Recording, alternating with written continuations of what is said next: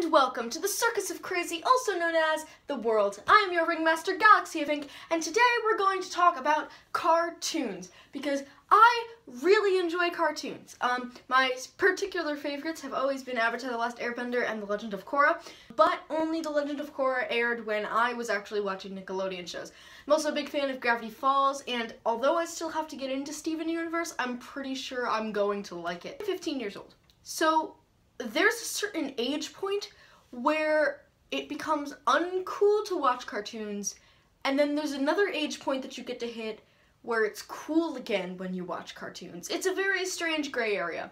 About the time when you hit, I'd say 12, 11, or 13, watching cartoons is not cool anymore, which is annoying because that's the time that I was really getting into some of these cartoons, particularly cartoons like Legend of Korra and Avatar: The Last Airbender. But then when you turn, I'd say probably like early 20s again, it's cool again to watch cartoons. And now, particularly, it's becoming more of a mature thing once you hit a certain age to be watching cartoons, because so many adults are watching it now. Because the 90s particularly had so many good cartoons, and the 90s kids are now in their early 20s. So with the new wave of good cartoons that are coming out, they're just getting back into it, and that could just be it. Like I already said, it could also just be how good cartoons are nowadays. Shows like Gravity Falls, shows like Steven Universe, and shows like The Legend of Korra are all very developed shows that deal with a lot of actual issues. Even Adventure Time. When Adventure Time was on the air for the first time, I thought it was absolutely horrible. And then the first episode that I watched, I actually really, really liked it. And I've never really taken the time to sit down and watch them. But I do, from what I've heard, it's also very, very good, and it tackles a lot of more adult issues than what you would consider as cartoons. Although, I will say, it's very strange, because shows in the 90s, I feel, as far as I can tell, were all, like, kind of flattish. You had your Avatar: The Last Airbenders, you had shows like that, but it was all, like, it wasn't tackling the issues like they do now, with shows like Gravity Falls, or Legend of Korra, or Steven Universe. But now, we have those types of shows, but we also have shows like Regular Time. I think, was it Regular Time or Regular Show? I don't know. I never watched it. I watched a bit of that, and I heard, like, nothing, because I guess no one really watched it, which is probably why it's canceled now, I think. But I did not like it at all. I just found it very, very flat and boring. And you also have shows like, what was it, Gumball?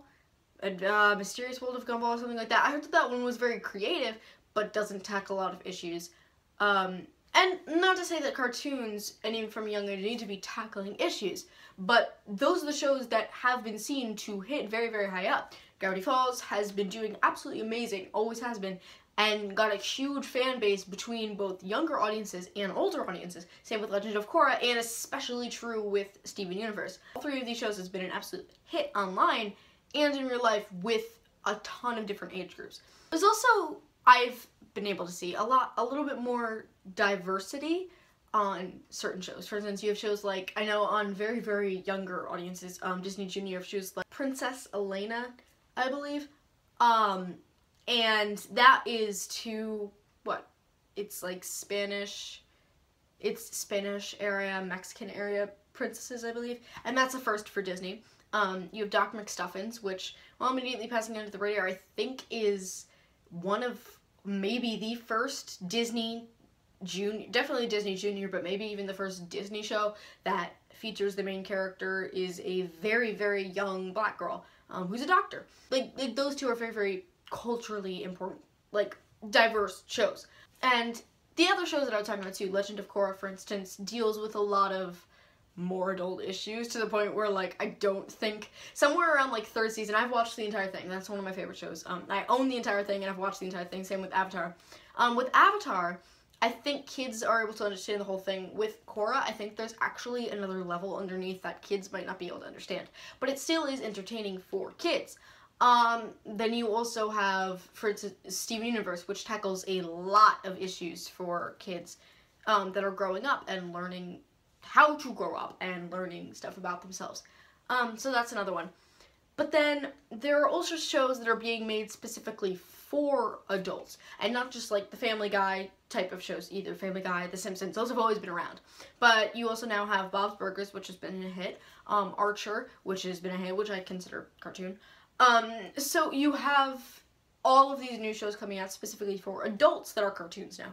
I think cartoons are making a lot bigger of a prevalence now in society, which is why it's becoming a lot more okay to watch cartoons, as opposed to hitting a certain age. I think that gap between it's cool to watch cartoons because you're a kid, you can't watch cartoons, and then nobody cares anymore, I think it's getting smaller and smaller.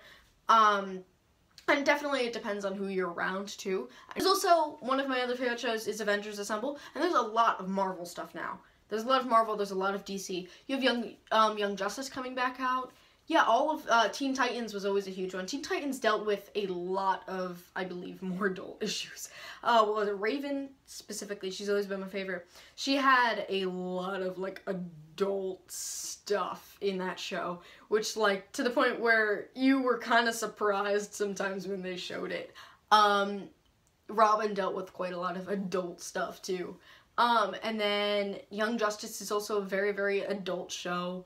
A lot of the superhero cartoons deal a lot more with adult themes, which I find to be kind of funny, considering that you have shows like Gravity Falls or something, which, while it doesn't really deal with adult themes, it does bring a great storyline into it. But it is interesting that superhero cartoons are bringing in more of a mature storyline.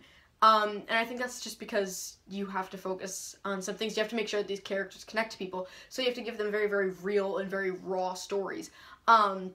Which does happen a lot in Marvel and DC shows. Well, that is all for today's show. If you would like, you can like, comment, and subscribe. Bye!